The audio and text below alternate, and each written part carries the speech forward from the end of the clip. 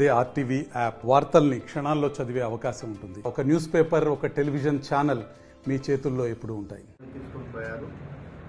సాయంత్రం మళ్ళీ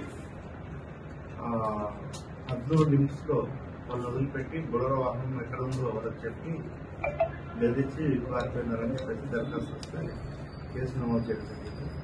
దీంట్లో నాకు జోపేట సిఐ గారు, జోపేట ఎస్ఐ, మా సర్కిల్ సిబ్బంది కూడా టెక్నికల్ కొంత అవైలబుల్ ఎవిడెన్స్ ద్వారా సీసీ ఫుటేజ్లోకి టెక్నికల్ ఎవిడెన్స్ ద్వారా దాన్ని ఇన్వెస్టిగేషన్ చేస్తే తెలిసింది ఏంటంటే చివరకు ఒక 6 వ్యక్తులు మొహమ్మద్ సోహెల్, మొహమ్మద్ షఫీకాస్, మొహమ్మద్ ఇలియాస్, సోయల్, అహ్మద్, అఫ్రోజ్ అనే 6 వ్యక్తులు కలిసి ఈ నేరం చేసినట్టుగా తేలింది.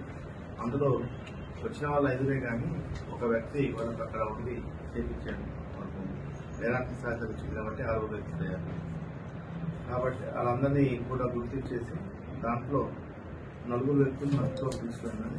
ఈ రోజు ఉదయం 6 గంటలకు అదుపులోకి తీసుకొని ఈ నేరానికి ఉపయోగించినటువంటి సుప్తికార్ను మరియు నేరంలో దొంగిలించబడిన బియ్యాన్ని కూడా రికవర్ చేయడం జరిగింది. వీళ్ళందరినీ కూడా రిమాండ్ పంపడం జరుగుతుంది. ఓన్లీ ఈ రైస్ బిజినెస్ లో ఉన్నటువంటి రైవల్టీ వల్ల జరిగినట్టుగా తెలుస్తుంది. గ్రూప్స్ రైస్ బిజినెస్ చేసే వాళ్ళ దాంట్లో రైవల్టీ ఉన్న వాళ్ళు ఒక గ్రూప్ వాళ్ళు, ఇంకో గ్రూప్ వాళ్ళు పగతోటి చేసినట్టుగా తెలిసింది. వీళ్ళందరినీ కూడా మిగతా 2 కూడా పట్టుకొని అందరినీ కూడా కేసు నమోదు చేసి రిమాండ్ పంపడం జరుగుతుంది. దీంట్లో సిఐ జోపేట గారు, ఎస్ఐ జోపేట మరియు సిబ్బంది మరియు సర్కిల్ ఎస్ఐ సిబ్బంది కూడా అందరూ కూడా పనిచేశారు. వీరందరికీ రివార్డు గురించి ఎస్ఐ యాక్ట్ పెట్టుకోవడం పంపడం. Hyderabad Narayana towards Bidar 40 kgs 40 bags into 25.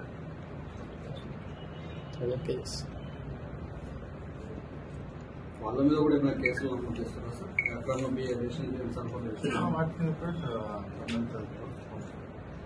Identify చేస్తారు. కంప్లైంట్ ఉన్నాడు కదా, అది సివిల్ సప్లైలతో ఇద్దరు అఫ్ఘన్ సార్.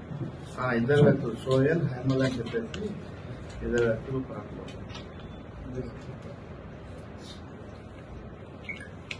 మరిన్ని వీడియోస్ కోసం ఛానల్ ని సబ్స్క్రైబ్ చేయండి. లేటెస్ట్ అప్డేట్స్ కోసం వాట్సాప్ ఛానల్ ని ఫాలో చేయండి.